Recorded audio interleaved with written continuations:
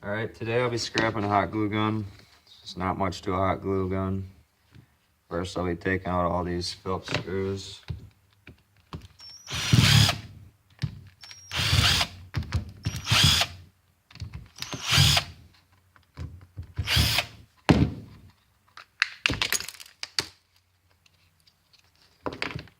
Alright, after you pop it apart,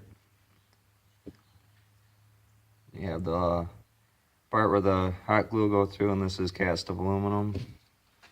So just pull off these rubber ends.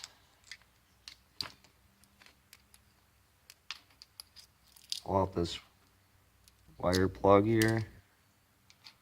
Take off this steel clip. And you'll end up with a little piece of cast aluminum.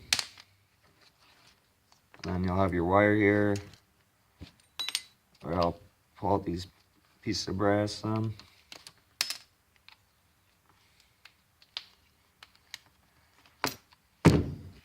Alright, so that's what you got out of a hot glue gun. A little piece of cast aluminum, brass, and some insulated wire.